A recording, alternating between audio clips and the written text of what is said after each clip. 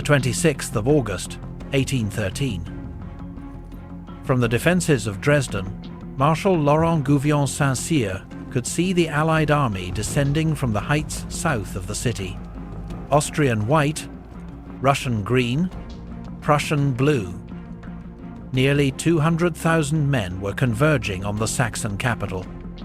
Saint-Cyr had only a fraction of that strength, while Napoleon was far to the east, pressing Blucher through Silesia. If the Allies moved quickly, Dresden could fall before Napoleon returned. The city was more than the capital of Saxony. It was a major depot, an Elbe River crossing, and one of the central operating bases of Napoleon's campaign. Losing it would threaten the French position across eastern Germany. 18 months earlier, that situation would have seemed almost impossible. After Russia, however, Europe had begun to smell blood. The campaign of 1812 had destroyed more than the Grande Armée. It weakened the belief that Napoleon could always recover and impose his will in the next battle. Veterans, officers, and thousands of trained cavalry horses were gone. The Russians did not stop at their frontier. Tsar Alexander I pushed westward. In February 1813, Russia and Prussia signed the Treaty of Kalisz. In March, Prussia declared war on France. Britain continued to provide money, arms, and diplomatic support. Sweden joined under Crown Prince Jean-Baptiste Bernadotte, once one of Napoleon's own marshals. A new coalition was forming, but it was still missing one great power: Austria. Austria's position was complicated. Only 3 years earlier, Napoleon had married Marie-Louise, daughter of Emperor Francis I. Francis was now his father-in-law, and in 1812 Austria had even supplied an auxiliary corps for the invasion of Russia. The disappearance of the Holy Roman Empire in 1806 had not made Austria a minor state. The Habsburg monarchy still ruled extensive lands across Austria, Bohemia, Hungary, Galicia, Croatia, Transylvania, and the military frontier, much of it outside the old imperial structure. The Habsburgs had lost an imperial title and much of their political authority in Germany, not the population, territory, or military weight needed to change the war. That made Austria's choice one of the central diplomatic questions of 1813. Clemens von Metternich wanted France weakened, but he did not want Russia to replace France as the dominant power in Central Europe. A Russian army advancing through Poland and Germany created its own danger for Vienna. Austrian policy aimed at balance: reduce Napoleon's power, recover Austrian influence, and prevent any one state from controlling the center of Europe. During the summer armistice, Metternich met Napoleon at Dresden. In his later recollections, he described an increasingly bitter conversation. He told Napoleon that he had seen the new French army. The numbers were impressive, but many of the soldiers were very young. Napoleon had rebuilt an army after Russia. He had not rebuilt the army of Austerlitz, Jena, or Wagram. At one point, Napoleon's hat fell, or was thrown, to the floor. Metternich did not stoop to pick it up. The detail survived because it reflected the changed atmosphere. The Austrian foreign minister was no longer speaking to Napoleon from the same position of fear. The argument went deeper than troop numbers. Europe's hereditary monarchies could survive defeat in a way Napoleon's new dynasty might not. A Bourbon, Habsburg, or Hohenzollern ruler could lose a war, sign a humiliating treaty, and still return to a throne backed by generations of dynastic legitimacy. Napoleon's rule rested much more heavily on prestige, conquest, and military victory.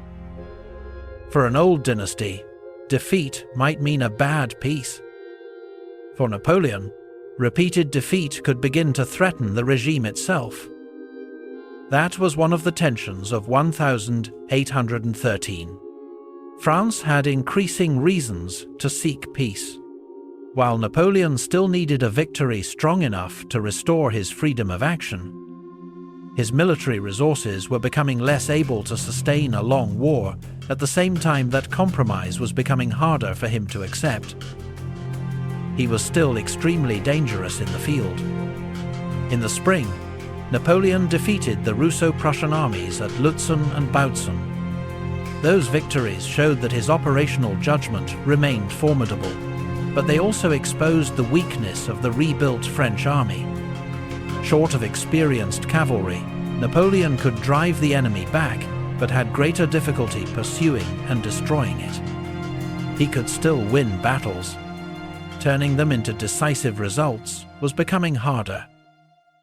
The armistice gave the coalition time to bring Austria into the war. 3 large armies now formed around the French position: Blücher's Army of Silesia in the east, Bernadotte's Army of the north, and Schwarzenberg's Army of Bohemia south of Saxony. The Allies had also changed the way they intended to fight. The Trachenberg strategy did not depend on finding Napoleon and defeating him in one grand battle. If Napoleon appeared with concentrated forces, Allied armies were to avoid him. If one of his marshals was isolated, they would concentrate superior strength against that subordinate instead. The aim was not to beat Napoleon everywhere, but to keep the war moving where he was not. That logic led directly back to Dresden. Saxony was one of Napoleon's most important German allies. But by the spring of 1813, King Frederick Augustus I was wavering and had explored contacts with Austria. Napoleon's victory at Lutzen helped pull him back toward the French camp. Dresden, therefore, mattered both politically and strategically. It was the capital of an uneasy ally, a supply center, military storehouse, road hub, and bridgehead on the Elbe. In late August, the coalition saw an opening.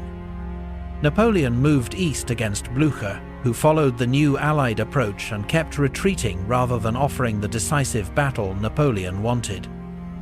While the Emperor was drawn away, Schwarzenberg's Army of Bohemia crossed the mountains from the south and advanced on Dresden.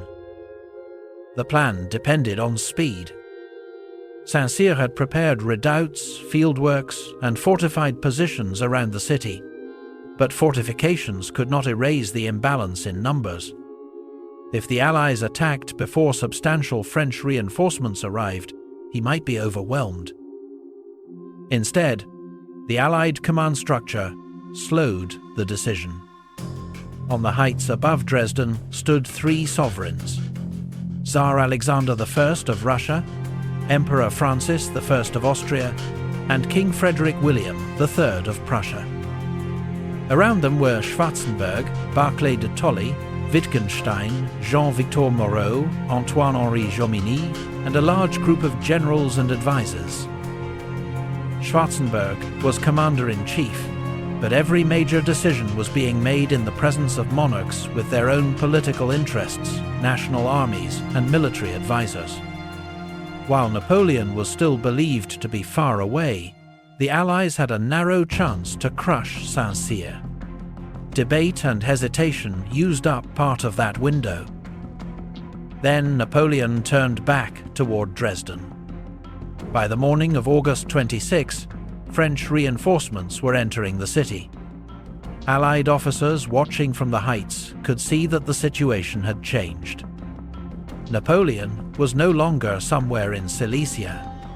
He was at Dresden. The coalition had spent the summer trying to avoid exactly that situation. Even so, by afternoon disengaging without a battle had become difficult. Around 3 o'clock, Allied artillery opened fire. Russian, Prussian, and Austrian columns advanced against the southern defences. The Grosser Garten, the large royal park on the French right, became one of the main points of combat, while other Allied troops pressed into the suburbs and against the redoubts covering the approaches. At first, numbers told. Saint-Cyr's troops gave ground in several places. But French formations kept arriving, including guard units and troops under Ney and Mortier. Napoleon allowed those reinforcements to accumulate and then counterattacked. By evening, the Allies had failed to take Dresden. French troops recovered important positions, but Napoleon had not yet won a decisive victory. The armies remained in contact across a battlefield, already torn by artillery, infantry fighting, and mud. During the night, the rain became heavier. The downpour continued into August 27. Roads deteriorated, fields softened, and flintlock muskets became less reliable as moisture reached powder and priming pans. The rain did not disarm whole armies, but it reduced the consistency of infantry fire. More important was what the water did to the ground. The Weisseritz, normally a limited obstacle, rose sharply.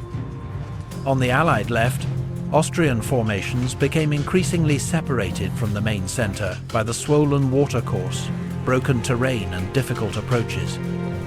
What had been an inconvenience was turning into a barrier to reinforcement and retreat. Napoleon concentrated on that weakness. His centre would keep the main Allied body occupied, pressure would be applied on both wings, and the strongest attack would fall where movement was most restricted. Victor's infantry moved forward, while Murat's cavalry prepared to exploit any loss of cohesion among the Austrians. For infantry facing cavalry, the usual defence was the square, ranks facing outward, with muskets and bayonets presented on every side. A disciplined square with functioning firepower was extremely difficult for cavalry to break. Horses could not simply be expected to ride into an intact wall of men and steel, and cavalry lingering within musket range could take heavy losses. The square depended, however, on discipline, cohesion, and reliable fire. On August 27, all three were under pressure. The ground was wet, some muskets misfired, and French infantry and artillery added to the strain while cavalry searched for weak points. Once gaps appeared, the horsemen could attack before the infantry had time to recover. Murat was well suited to that kind of fighting. Cuirassiers, dragoons, and other mounted formations pressed the Austrian line through the rain. Horse artillery moved with them, bringing guns close enough to punish dense infantry targets. Several Austrian squares or other formed bodies were broken, disordered, or forced to surrender. Once cohesion disappeared, cavalry that had struggled against an intact formation could be devastating against men withdrawing or trying to form again. The Austrian left began to break down, and the rising Weisseritz made withdrawal harder. Units looking for routes to the rear found normal crossings and approaches obstructed. Men who might have escaped across dry ground were caught between French pressure and terrain that had become much more difficult to cross. Large numbers surrendered.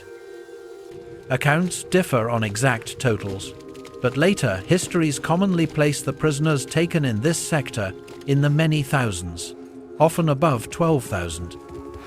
The result was not simply cavalry defeating infantry. Weather, terrain, artillery, infantry pressure, cavalry mobility, and an exposed deployment all contributed.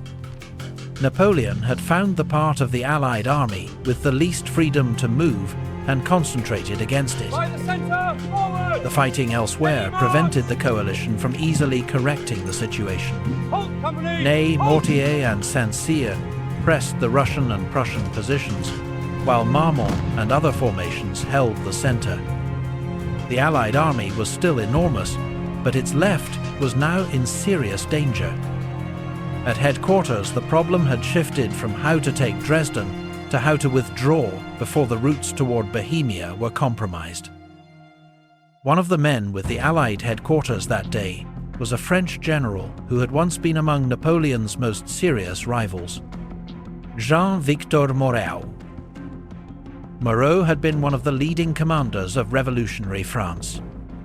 At Hohenlinden in 1800, he defeated the Austrians and built a reputation that could be compared with Bonaparte's. Their relationship later deteriorated. Murat fell into disgrace and went into exile in the United States. When he returned to Europe in 1813, he did so as an advisor to Tsar Alexander I and the coalition fighting France. On August 27, French artillery fired toward a group of mounted Allied officers. Take cover! A cannonball struck Murat near the Russian emperor. His legs were catastrophically wounded and later amputated. He died several days afterward. In a brief note to his wife, Murat wrote the line that later became famous: "That rascal Bonaparte is always lucky."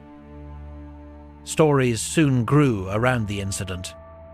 Marbot later recalled French cavalrymen finding a large dog near a village, apparently searching for its master. The collar linked the animal to General Murat, and local information reportedly confirmed that Murat had undergone the amputation of both legs nearby. The episode helped convince French officers that the former Republican general really had returned and was serving with the enemy.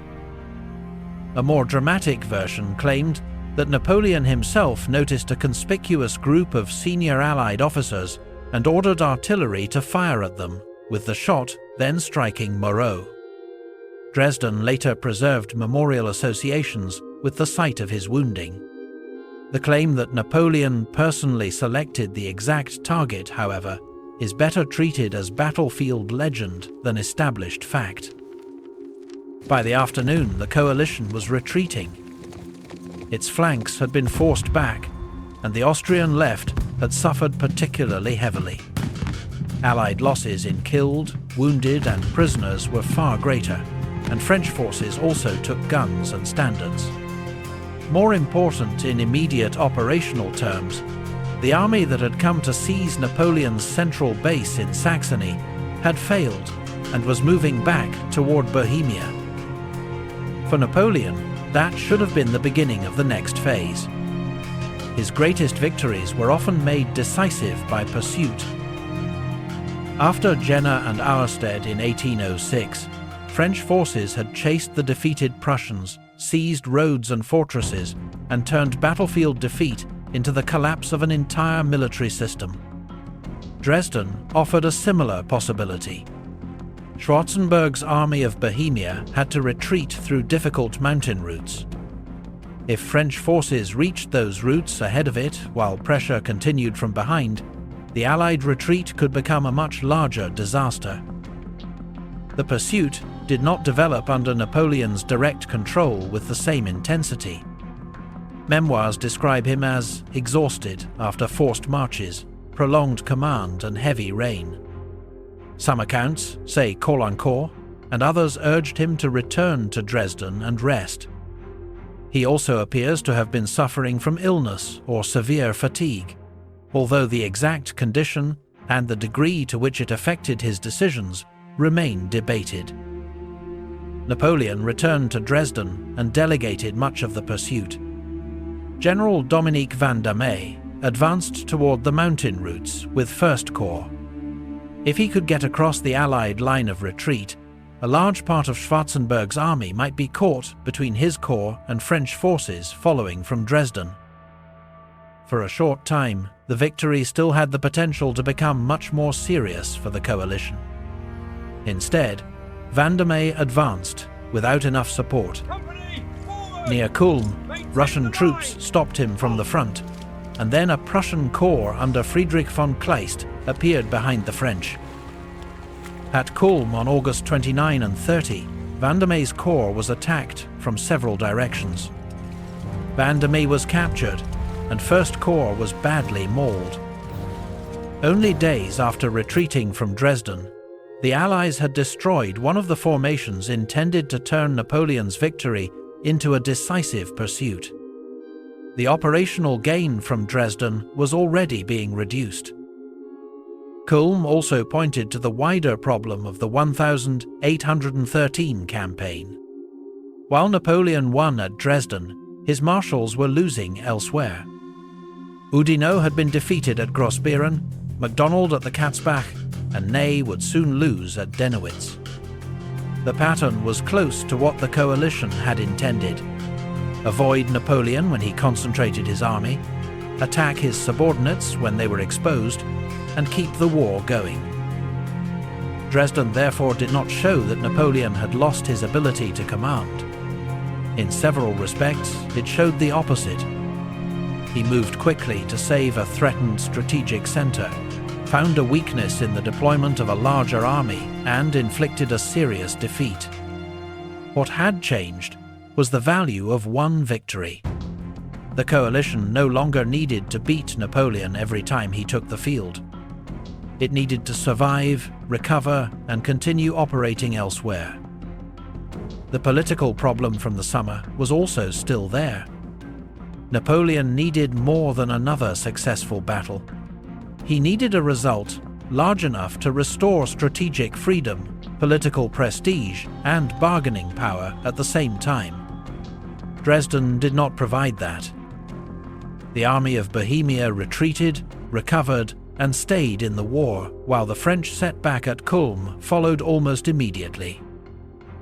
Less than 2 months later, the armies met again around Leipzig in the Battle of the Nations.